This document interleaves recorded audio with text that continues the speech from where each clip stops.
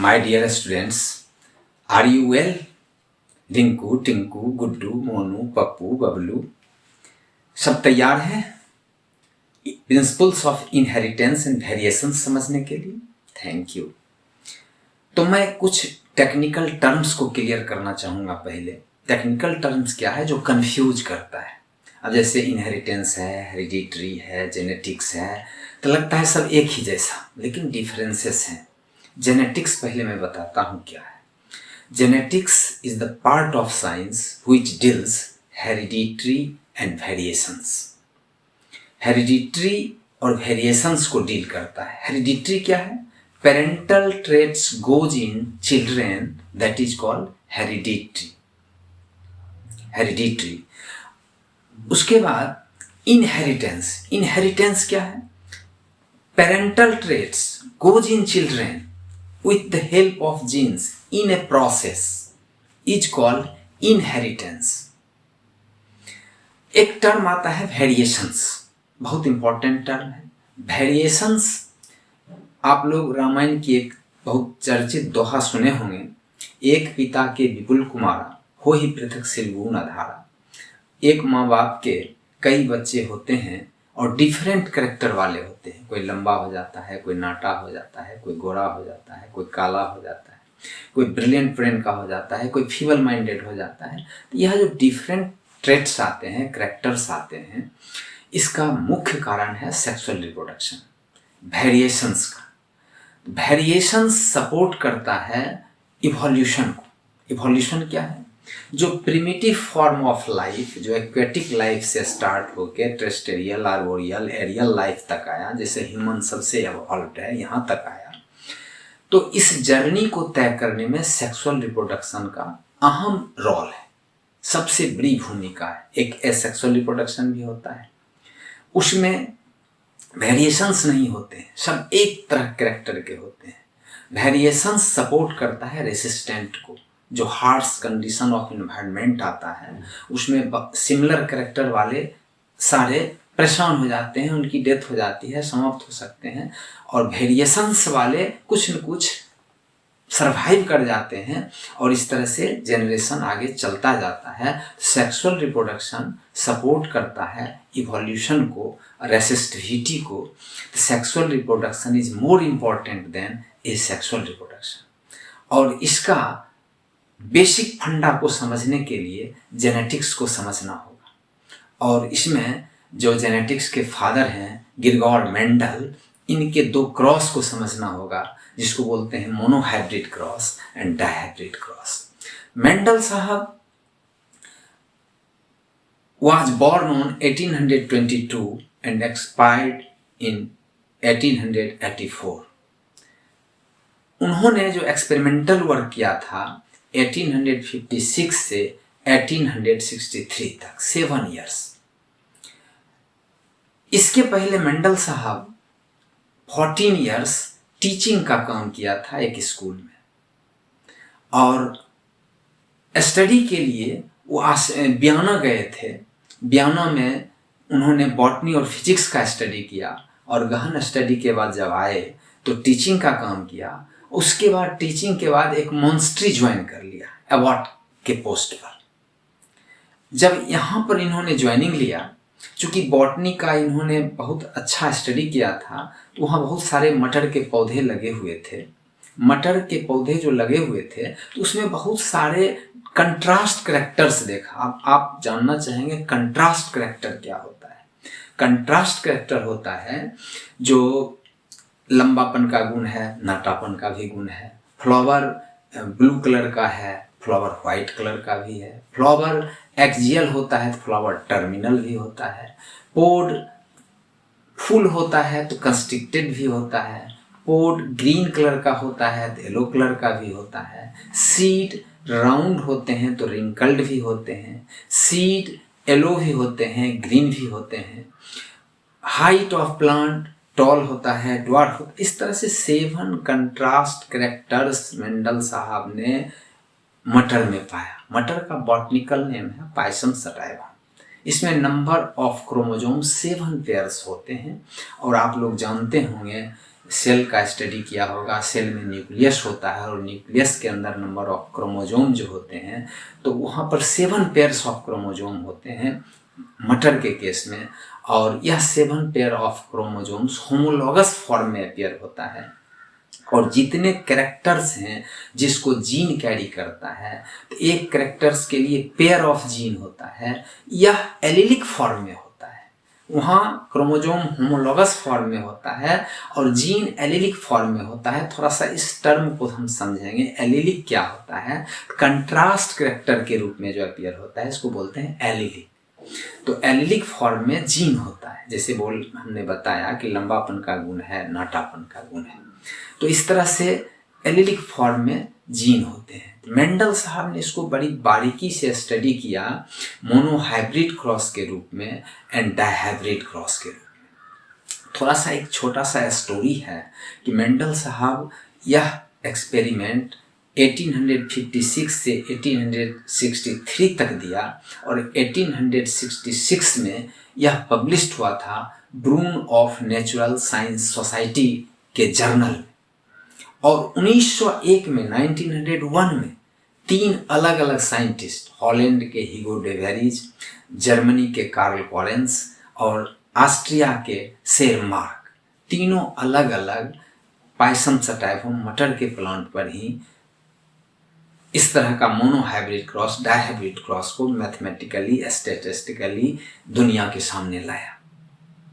अब सवाल यह उठता है कि इसमें जो हॉलैंड के साइंटिस्ट हीगो डे वेरिज थे, उनका ध्यान गया मेंडल साहब के जर्नल में जो पब्लिश था मोनोहाइब्रिड क्रॉस, डायहाइब्रिड क्रॉस।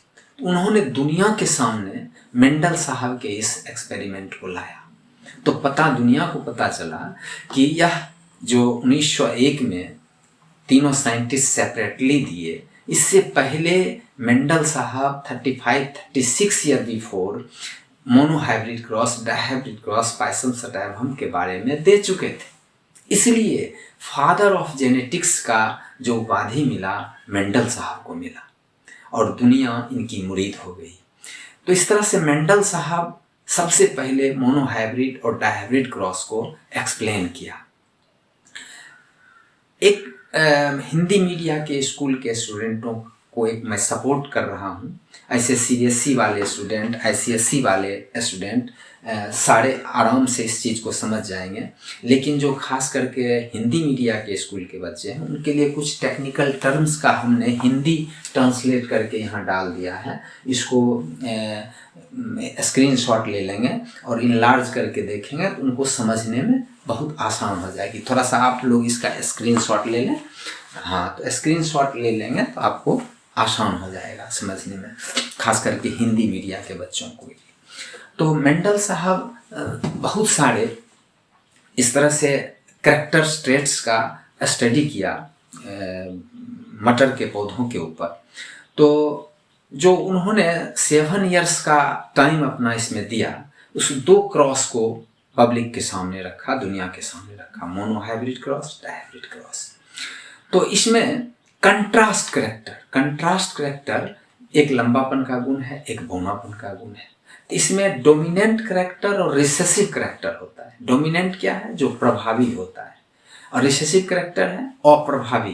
प्रभावी मीन्स जो दिखता हो, अप्रभावी है लेकिन दिखता नहीं है। तो इस तरह से मेंडल साहब ने जो क्रॉस कराया तो उसमें मेल प्लांट को लिया, फीमेल प्लांट को लिया, लेकिन एक क्वेश्चन आता है, why did Mendel select pisum sativum? मटर के पौधे को ही मेंडल क्यों चुना? तो अभी हमने एक्सप्लेन किया था, इसमें 7 कंट्रास्ट कैरेक्टर्स होते हैं। तो पहला ये, दूसरा इसमें बाइसेक्सुअल फ्लावर्स होते हैं, उसमें मेल फीमेल दोनों पार्ट्स होते हैं। इसको सेल्फ पॉलिनेशन और क्रॉस पॉलिनेशन दोनों कराया जा सकता है। इसमें नंबर ऑफ सीड्स बहुत ज़्यादा लगते हैं। यह एनुअल प्लांट्स है, यानी साल में 4 बार तक इसको प्रोड्यूस किया जा सकता है। 3 महीने में इसका लाइफ साइकिल पूरा हो जाता है।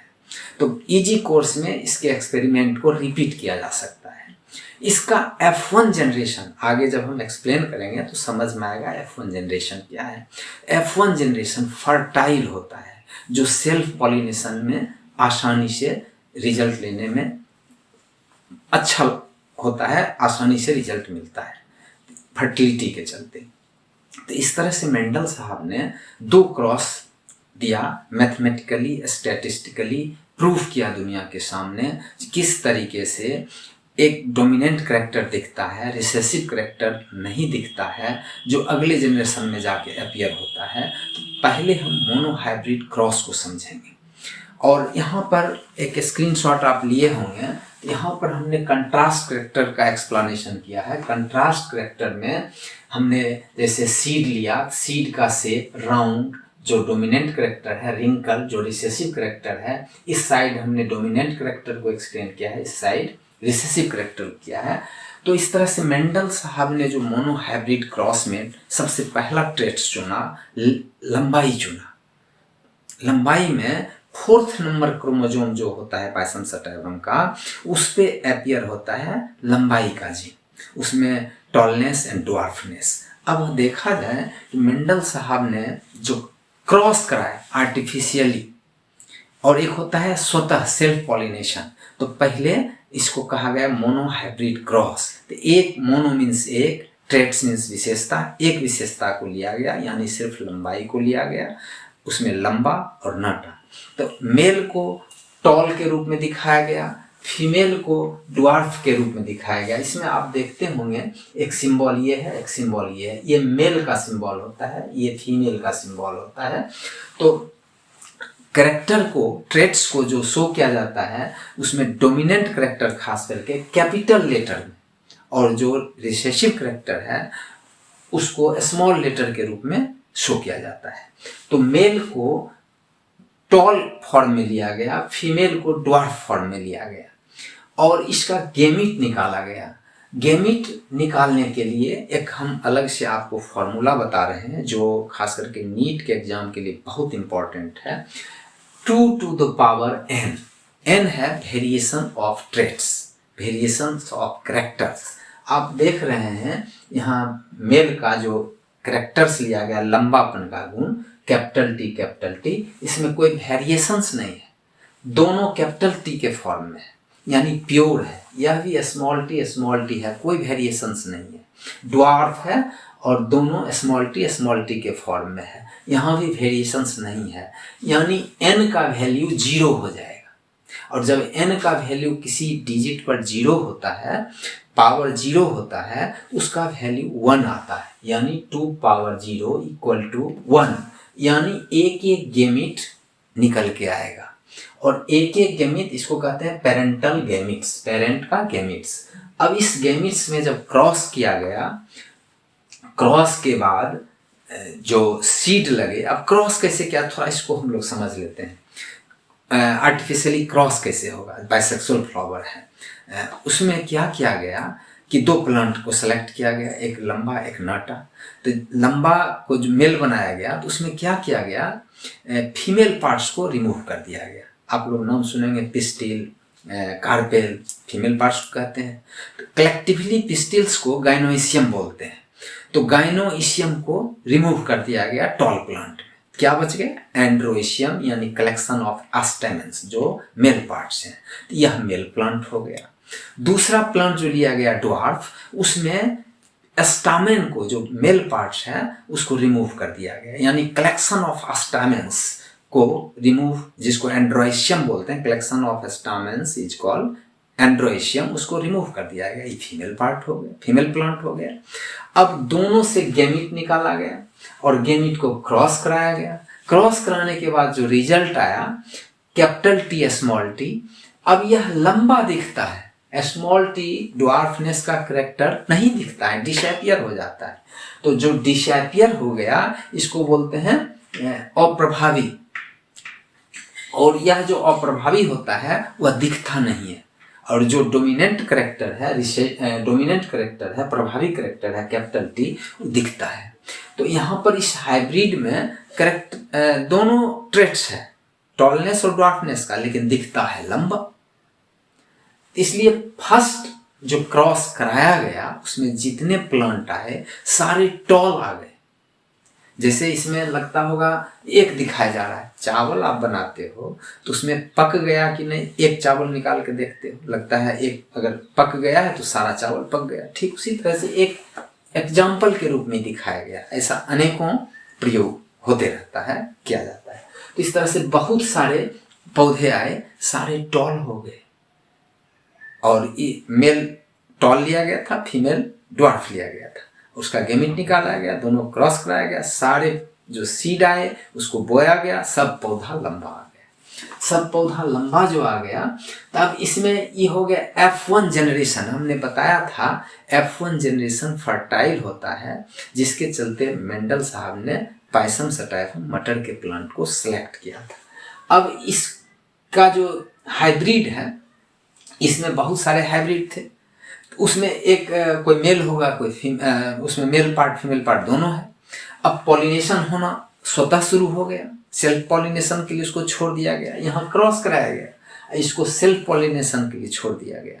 तो जो सेल्फ पॉलिनेशन के लिए छोड़ा गया तो उसमें पहले इसका गेमिट निकाला जाए।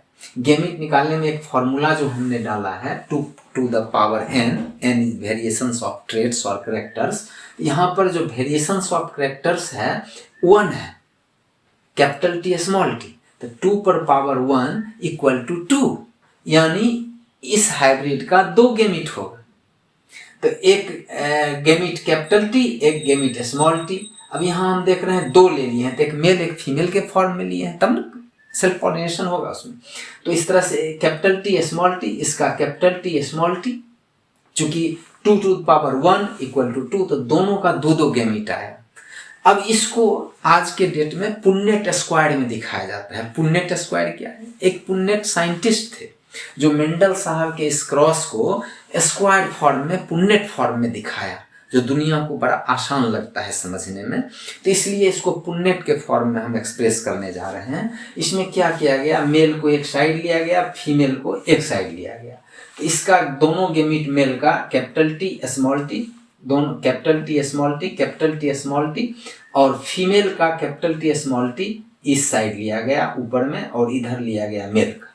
तो इस तरह से दोनों को क्रॉस के फॉर्म में दिखाया गया। यहाँ जब क्रॉस किया जाता है तो कैपिटल टी यहाँ आ गया, कैपिटल टी स्मॉल टी यहाँ आ गया, यहाँ कैपिटल टी, यहाँ small T, capital T small T, उसके बाद यहाँ स्मॉल टी, यहाँ क्रॉस में स्मॉल टी आ गया। अब आप देखेंगे जो देखने में क्या आता है कि टॉल हो गया, ये टॉल हो गया, ये टॉल हो गया, ये ड्वार्फ हो गया। तो ये दोनों हाइब्रिड है, कैपिटल टी स्मॉल टी है, लेकिन दिखता लंबा है। ये प्योर है, ये प्योर है, ये प्योर टॉल हो गया, ये टॉल हो गया, ये 3 प्लांट टॉल दिख रहा है और एक ड्वार्फ दिख रहा है। तो इस तरह से जो रेशियो आया, जितने प्लांट्स हुए, जो सेल्फ पॉलिनेशन का रिजल्ट आया, उसमें 3:1, यहाँ पर आप देखते हैं फेनोटाइपिक रेशियो 3:1 लिखा हुआ है। फेनोटाइपिक का मतलब होता है एक्सटर्नल, जो दिखता है, जो बाहरी अपीयरेंस होता है।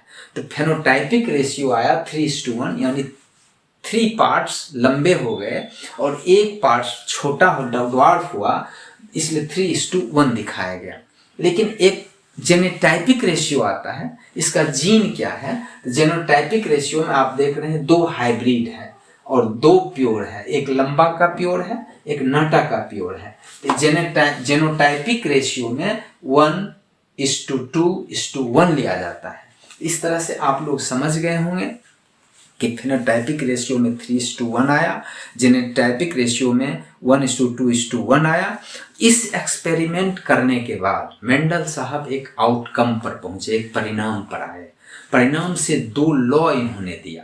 पहला लॉ दिया लॉ ऑफ डोमिनेंस, यानी प्रभावी करैक्टर दिखता है, अप्रभावी करैक्टर नहीं दिखता है। तो लॉ ऑफ डोमिनेंस इस मोनोहाइब्रिड क्रॉस में हमने देखा, इस पूरे रिजल्ट आउटकम आया लॉ ऑफ डोमिनेंस, पहला लॉ।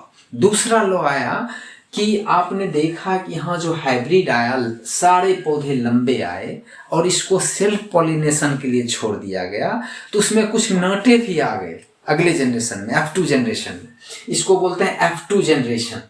ये हो गया F1 जनरेशन, ये क्या हो गया F2 जनरेशन। तो F2 जनरेशन इसको ऐसे भी लिख सकते हैं,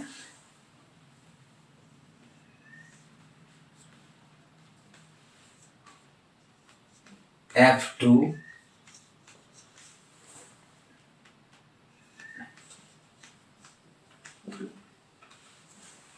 जनरेशंस। इस तरह से इसको F2 जनरेशंस बोला जाता है। अब इसमें फेनोटाइपिक रेशियो 3:1 आया, जेनोटाइपिक रेशियो इसमें 1:2:1 आया। तो इस तरह से दो लॉ उन्होंने दिया। फर्स्ट लॉ दिया law of dominance, second law दिया लॉ ऑफ सेग्रीगेशन। जो करेक्टर यहाँ था ड्वार्फ वाला, यह ड्वार्फ वाला फर्स्ट F1 जनरेशन में सब टॉल आ गए, ड्वार्फ दिखा नहीं। लेकिन जब F2 जनरेशन आया तो वहाँ पर ड्वार्फ आ गया, यानी इसकी प्यूरिटी जो यहाँ थी यह प्यूरिटी बनी रही, यह डिसअपियर या नष्ट नहीं हुआ, मिक्स नहीं हुआ, ब्लेंड नहीं किया, अपने स्वतंत्र एग्जिस्टेंस को बनाए रखा, जो आगे चल के अपीयर हो गया। इसको कहते हैं लॉ ऑफ सेग्रीगेशन, पृथक्करण का नियम, और इसको दूसरे फॉर्म कहते हैं प्यूरिटी ऑफ गैमीट। तो माय डियर स्टूडेंट्स, आप समझ गए होंगे monohybrid cross.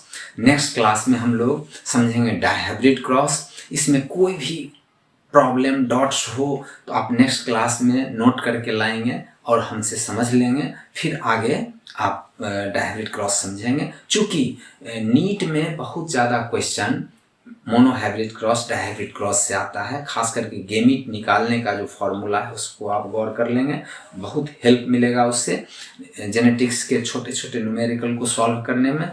Thank you my dear students, फिर नेक्स्ट क्लास में हम मिलेंगे। Thank you.